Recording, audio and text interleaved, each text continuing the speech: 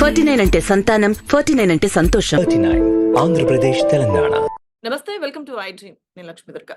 TDP Janasena పొత్తులో భాగంగా సీట్ల సర్దుబాటుపై దృష్టి పెట్టినట్టు తెలుస్తోంది. లోక్సభ అభ్యర్థులకు సంబంధించి ఒక 13 మందితో కూడిన లిస్ట్ అయితే మీడియాలో సర్క్యులేట్ అవుతున్న పరిస్థితి. అలాగే ఇక కర్నూలుకు సంబంధించి కూడా కొన్ని సీట్లను ప్రకటించినట్లుగా వార్తలు వస్తున్నాయి. సో ఈ సీట్ల సర్దుబాటు విషయంలో అసలు ఏం జరుగుతోంది టీడీపీ జనసేన మధ్య? ఇదే అంశంపై ప్రస్తుతం మనతో మాట్లాడడానికి ప్రముఖ రాజకీయ విశ్లేషకులు పురుషోత్తమ రెడ్డి గారు ఉన్నారు. మాట్లాడదాం. సార్ నమస్తే సార్. నమస్తే దుర్గా గారు. సార్, టీడీపీ, జనసేన సీట్ల సర్దుబాటు అంశం ఎప్పటినుంచో గూడా అంటే వీళ్ళు ఎవరెవరిని ప్రకటిస్తారు అభ్యర్థుల్ని? ఎందుకంటే కొంత అభ్యర్థుల మధ్య గందరగోళ పరిస్థితులు నెలకొన్న నేపథ్యంలో ఎప్పుడు ప్రకటిస్తారు? ప్రకటిస్తే పరిస్థితులు ఏ విధంగా ఉంటాయి? ఇటువంటి చర్చలు నడుస్తున్నాయి. సో, వీలైనంత తొందరలో ప్రకటిస్తామంటూ టీడీపీ, జనసేన దీని మీద ఇద్దరు కూర్చొని మాట్లాడుకోవడం, అభ్యర్థుల విషయంలో ఒక స్పష్టతకొచ్చినట్టయితే వార్తలొస్తున్నాయి సార్. సార్, మనం చూస్తే గనక ఒక 13 మంది అభ్యర్థులతో లోక్‌సభ సీట్లకు సంబంధించి కూడా ఒక లిస్ట్ అనేది సర్క్యులేట్ అవుతుంది సార్ బాగా. అంటే దీని మీద ఎవరైతే ఇప్పటివరకు ఏం ఖండించలేదు కూడా. సో, అసలు ఏం జరుగుతుందంటారు సార్? తెలుగుదేశం, జనసేన అడ్జస్ట్‌మెంటు మరియు హ్మ్. సీట్ల అవగాహన, అభ్యర్థుల ఎంపిక ఇవన్నీ అసలు స్టార్ట్ కాలేదు. ఇప్పుడు మీడియాలో వస్తుందంతా రూమర్స్ తప్ప ఒకటే స్టార్ట్ హ్మ్. అయింది. చంద్రబాబు గారు 2 పేర్లు ప్రకటించారు. దానికి కౌంటర్‌గా ఆయన ఒక 2 పేర్లు ప్రకటించేశాడు. ఈ హ్మ్. 2 తప్ప అధికారికంగా ఎలాంటి నిర్ణయం తీసుకోలేదు. కాబట్టే సోషల్ మీడియాలో వచ్చిన వార్తలు గాని మనం చూడాలి. లేదా అత్యుత్సాహంతో చేసినవే. హ్మ్. ఎందుకంటున్నానంటే తెలుగుదేశం పార్టీకి ఏదో ముందుంది ముసళ్ళ పండగ అంటారు కదా! జనసేనతో పొత్తు, అవగాహన, సీట్ల పంపిణీ, అభ్యర్థుల కేటాయింపు. ఇవన్నిటికి ముందుంది ముసళ్ళ పండగలాగా ఉంటుంది తెలుగుదేశం పరిస్థితి. హ్మ్. ఎందుకంటే ఈళ్ళు 3 నెలల క్రితమే సంబంధాలు పెట్టుకునేసారు. హ్మ్. జైల్లో ఉండంగానే ఆయన నేను చంద్రబాబు నాయుడు గారికి మద్దతిస్తున్నానని చెప్పేశాడు. దానికి ఆయన పవిత్ర కర్తవ్యంగా ఉమ్మడి మేనిఫెస్టో, ఉమ్మడి హామీలు, ఉమ్మడి కార్యాచరణ, ఉమ్మడి పోరాటాలు అన్నీ ఉమ్మడిగానే చెప్పేశారు హడావుడిగా. ఆ రోజు నుంచి ఈ రోజు వరకు ఉమ్మడిగా వాళ్ళేమీ చేయలేదు. 3 నెలలు అవుతున్నాడు. అంటే తెలుగుదేశం, జనసేన పొత్తుకి ఏం ప్రాతిపదిక లేదు.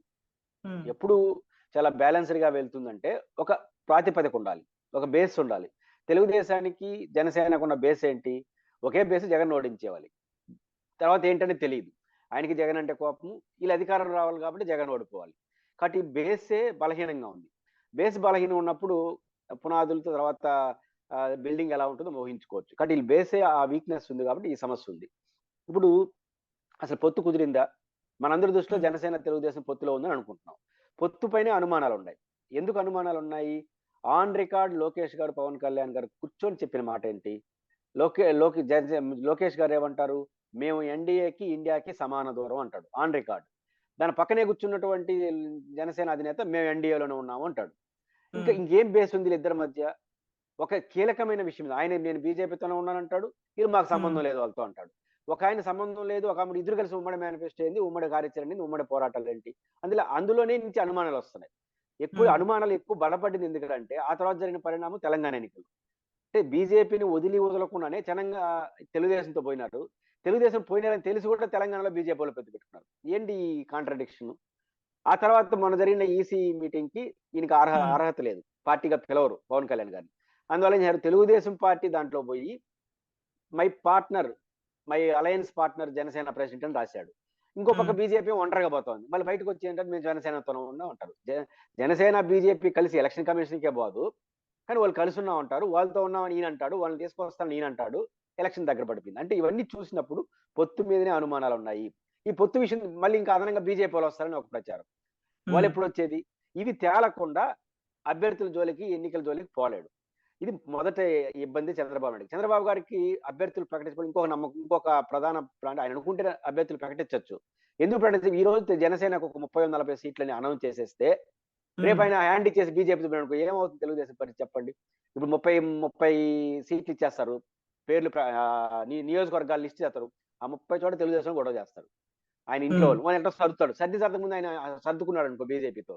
మళ్ళీ ఇది పోయే, అది పోయే పరిస్థితి వస్తుంది. అందువల్ల చంద్రబాబు గారు వ్యూహాత్మకంగా అభ్యర్థుల విషయం వాటి జోలికి ఇంట్లో జోలికి కూడా పోవట్ల. ఇంకోవైపు హ్మ్. ఏమంటారు జగన్మోహన్ రెడ్డి గారు అభ్యర్థుల ఎంపిక, నియోజకవర్గ మార్పులు, చేర్పులు చేసి ఎటకారం చేస్తున్నారు. ఇప్పుడు ఎటకారం బాగుంది. మంది స్టార్ట్ అయితే కదా వ్యవహారం అటు తెలుస్తుంది. కాబట్టి హ్మ్. జగన్మోహన్ రెడ్డి గారు స్పీడ్‌గా వెళ్ళిపోతున్నాడు. అందువల్ల మీరు గమనం పెట్టండి.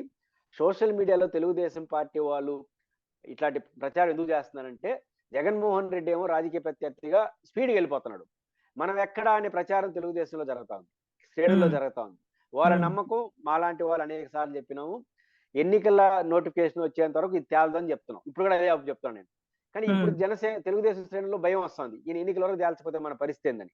అందువల్ల పిల్లర్స్ వదులుతున్నారు. ఏమని, ఏదో జరిగిపోతా ఉంది, ఆలోచిస్తున్నాడు చంద్రబాబు నాయుడు అని చెప్పడం ద్వారా వాళ్ళని తెలుగుదేశం శ్రేణులు జోగొడుతున్నాడు. కానీ తేలదు. ఖచ్చితంగా జనసేన తెలుగుదేశం పొత్తు మీదనే అనుమానాలు ఉన్నాయి. అనుమానానికి మనం కారణం కాదు, ఆరోపణ కాదు. ఒకరు జనసేన బీజేపీ తోటి ఇంకోటి లేదంటారు. ఇట్లా పొత్తు కుదురుతుంది? ఇది మౌలికమైన సమస్య. ఈ సమస్య పరిష్కారం కాకపోవడం వల్ల సీట్ల జోలికి వెళ్ళలేకపోతున్నారు. ఓకే. సార్ అయితే ఇప్పుడు ఏపీలో వీళ్ళిద్దరు పొత్తులో ఉన్నారు. టీడీపీ, జనసేన. అంటే ప్రస్తుతానికి లోపల మీరన్నట్టుగా అసలు పొత్తు ఉందా లేదా అనే అనుమానాలు ఇవన్నీ తర్వాత. అయితే ఇప్పటి వరకు టీడీపీ అధినేత చంద్రబాబు నాయుడు బీజేపీ కలిసి వస్తుందేమో అని వేచి చూస్తున్న ధోరణి అవలంబిస్తున్నారు. కాకపోతే బీజేపీ ఇక్కడికక్కడ పార్లమెంట్ నియోజకవర్గాలకు సంబంధించి అంటే ఎన్నికల కార్యాలయాలు నిన్న ఓపెన్ చేయడం కానీ, ఇవన్నీ చూసుకుంటే బీజేపీ నుంచి ఒక స్పష్టమైన సంకేతం వచ్చినట్టేనా సార్? బీజేపీ ఇండివిడ్యువల్‌గా వెళ్ళబోతోంది ఏపీ ఎలక్షన్స్‌లో వీళ్ళతో పొత్తు ఉండదు అని. ఒకవేళ అదే అయితే పవన్ పరిస్థితి ఏంటి సార్? మరి ఎన్‌డీఏలో ఉన్నారు గదా! అంటే అక్కడే వస్తుంది. ఇప్పుడు బీజేపీ, జనసేన, తెలుగుదేశం కలిసుంటాయా లేదా అని అనుమానానికి పెరగడానికి వాళ్ళు హ్మ్. కార్యాలయాలు ప్రకటించేసినారు. అంటే ఒకటి హ్మ్. అనొచ్చులే, మేము ఏర్పాట్లు చేసుకుంటున్నాం, పొత్తుంటే కూడా వాళ్ళకి సహాయం చేస్తాం కదా అనొచ్చు రేపు డిప్లొమాటిక్ గా. అయితే హ్మ్. పవన్ కళ్యాణ్ గారు ఈ రోజు కూడా ఏమంటున్నాడు, వాళ్ళని పట్టుకొస్తాను అంటున్నాడు. ఇప్పుడు హ్మ్. ఏమవుతుంది, వాళ్ళేం కార్యాలయాలు ప్రారంభించేసి ఎన్నికల పడిపోయినారు. 175 అసెంబ్లీ, 26 పార్లమెంట్ నియోజకవర్గాలు, 25 హ్మ్. పార్లమెంట్ నియోజకవర్గాలు. ఆయన హ్మ్. ఏమంటాడు, ఆయన పట్టుకొస్తాను మేము తెలుగుదేశంతో 2014 రిపీట్ చేస్తాం అంటున్నాడు. వీళ్ళు హ్మ్. ఏమీ తెలుసుకోలేకపోతున్నారు. ఇందువల్ల ఏమవుతుంది, ఇంకా టైం పడుతుంది అనేది హ్మ్. క్లారిటీ వస్తుంది. ఇప్పట్లో తేలదు. బీజేపీ వాళ్ళు కానీ ఎవరికేం అనుమానం లేవు. బీజేపీ వాళ్ళు తెలుగుదేశంతో కలుస్తారు అని హ్మ్. నాకైతే అనుమానం, కలవరు. హ్మ్. కానీ హ్మ్. వాళ్ళ మీద ఉన్న లెక్క ఏంటంటే, పవన్ కళ్యాణ్ కూడా వాడు ఉంచుతారా, తీసుకొచ్చేస్తారా? పవన్ కళ్యాణ్ గారిని తెలుగుదేశంలో ఉంచుతారా, తెలుగుదేశం నుంచి లాక్కొచ్చి ఈలు పెట్టుకుంటారా? ఇదే ఇప్పుడు డౌట్ హ్మ్. ప్రజలకి. ప్రజలకేమి బీజేపీ వాళ్ళు తెలుగుదేశంతో కలుస్తారని భ్రమలు లేవు. తెలుగుదేశానికి కూడా వాళ్ళు రాకపోతే పీడ పోయింది. మాకు జనసేన ఉంటే తొందరగా వెళ్ళిపోతాం, వాళ్ళు వస్తే ఎత్తిన ఈ విభజన హామీలు అన్ని మొదలుకొస్తాయి, మనకి లేనిపోయిన సమస్యలు వస్తాయని తెలుగుదేశం లోపల ఉంది. బయటికి భయపడుతున్నారు బీజేపీకి. హ్మ్. లోపల మాత్రం వాళ్ళ కోరిక రాకూడదని.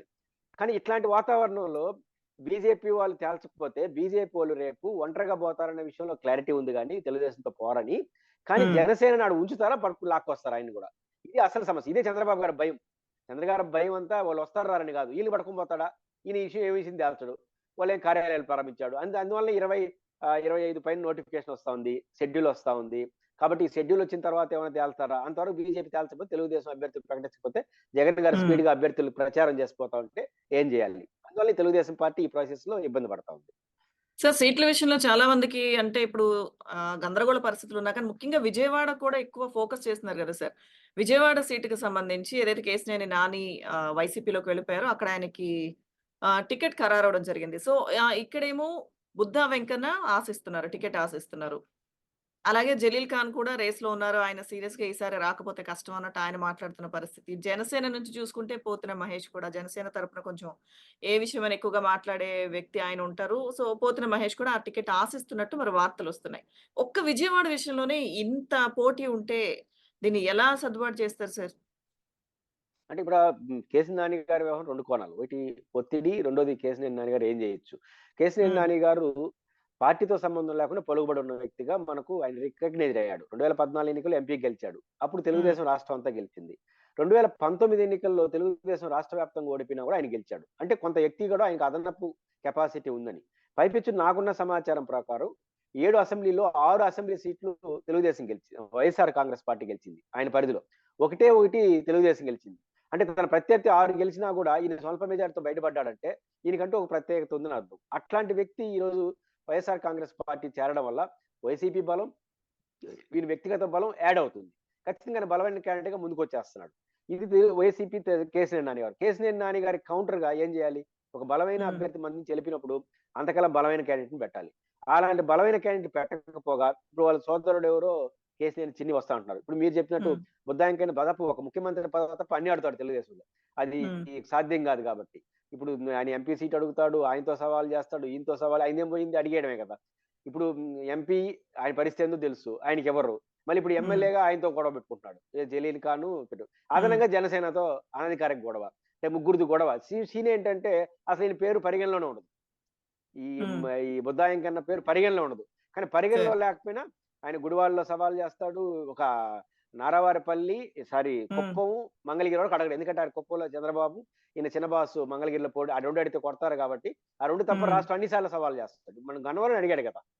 నన్ను సార్ ఈయన పంపించండి సార్ నేను చూసుకొస్తాను బుద్ధా సవాలని. వెంకన్న గారు అంటే గతంలో ఆయన మాట పరిస్థితి కూడా అన్నారు కదా సార్.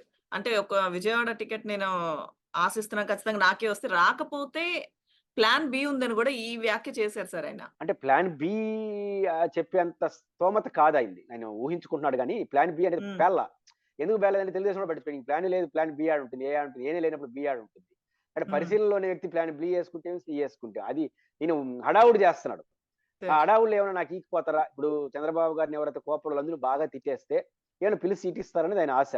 ఆయనకున్న హ్మ్. పరిమితులు చాలా ఉన్నాయి. కాబట్టి ఆయన ఒక చోట ఏదైనా కేంద్రీకరిస్తే ఏదో ఒకటి ఇస్తారు. ఆయన మొత్తం రాష్ట్రం అంతా అడుగుతాడు. నేను చెప్పిన 2 సీట్లు తప్ప. కాబట్టి ఆయన్ని ఎవరు పరిగణలోకి తీసుకోరు. ప్లాన్ బి హ్మ్. అన్నా అంటే ఏమైనా ఎళ్ళిపోతాడా? అని హ్మ్. బెదిరిస్తే ఏమన్నా బెదిరిపోతారని ఒక ఆశ ఉండొచ్చు ఆయనకి. అవే ఉన్నారు. ఎందుకంటే ప్లాన్ ఏనేనైనా ప్లాన్ బి రాదు. ఆయన పరిశీలనలో ఉంటే ప్లాన్ ఏ కాదు బి. పరిశీలన లేని వ్యక్తికి ఏముంటుంది?